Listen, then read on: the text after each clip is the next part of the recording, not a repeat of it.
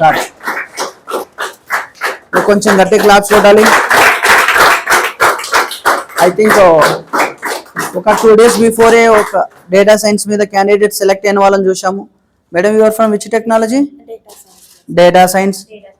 Data science only. ఇంకోసారి మన Venkat sir గట్టే claps కొట్టాలి. సో మన ఫ్యాకల్టీస్ అందరికి కూడా ఇంకొకసారి గట్టే క్లాప్స్ కొట్టాలి. వీళ్ళ పేరెంట్స్కి గట్టే క్లాప్స్ కొట్టాలి. సో నేను చెప్పిన వీళ్ళందరూ just supporting persons. By end of the day కర్త కర్మ క్రియ the credit goes to students only. వీళ్ళకి గట్టే క్లాప్స్ కొట్టాలి. సో దట్ ఇక్కడ ఎవరన్నీ చెప్పినా స్టూడెంట్స్ తీసుకొని చదివి స్టాండ్ తీసుకోగలిగినప్పుడు మాత్రమే జాబులు వస్తాయనే విషయాన్ని మర్చిపోవద్దు. చెప్పాం కదా. సో మీరు ఇంటర్వ్యూకి వెళ్ళినప్పుడు ఏం మాట్లాడినారనే దాని మీదనే డిపెండ్ అయి ఉంటుంది. సో మనకున్న బిగ్గెస్ట్ థింగ్ మీకు పర్సనల్ ఎక్స్పీరియన్స్ కూడా. JNT ఎగ్జామ్స్ మీరు రాసినప్పుడు ఆడ క్వశ్చన్లు ఏమి ఇచ్చామనేది కూడా మనకు సంబంధం లేదు. సమ్ టైమ్స్ మనకు వచ్చిన ఆన్సరు రాశామా లేదా అనేదే మ్యాటరు. తెల్ల పేపర్ను నల్లగా చేశామనేదే మ్యాటరు. మీరు ఇంటర్వ్యూకి వెళ్ళినప్పుడు కూడా మీరు నోరిప్పి గట్టిగా మాట్లాడగలగాలి. ఇంటర్వ్యూ అన్నప్పుడు భయం లేకుండా ఇంటర్వ్యూ అటెండ్ అయినప్పుడు మాత్రమే నీకు జాబ్ వస్తుంది అనే విషయం మర్చిపోవద్దు.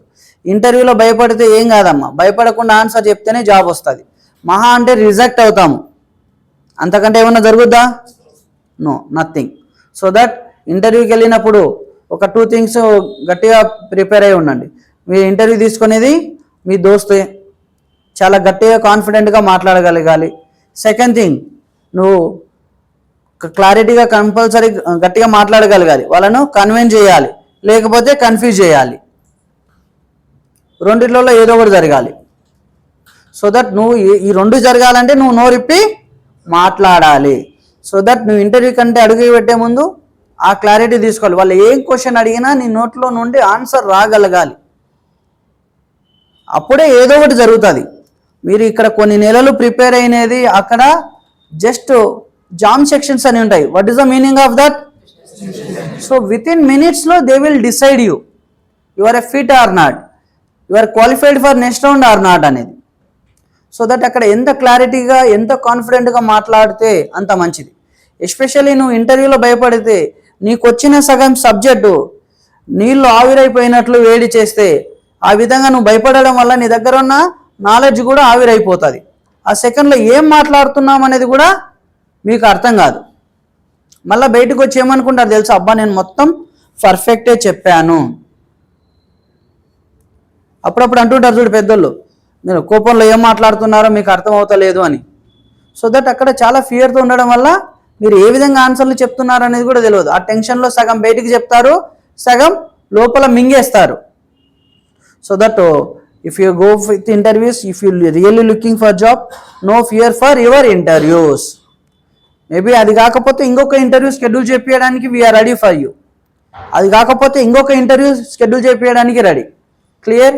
All the best. సో గట్టి ఇంకొకసారి కంగ్రాచులేషన్ చెప్పాలి ఇద్దరికి. సో ఎంతసేపు జరిగింది మేడం ఇంటర్వ్యూ?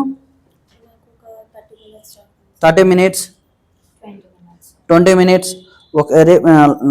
ఈ సెలెక్ట్ అయిన కంపెనీలో ఎన్ని రౌండ్స్ కండక్ట్ చేశారు?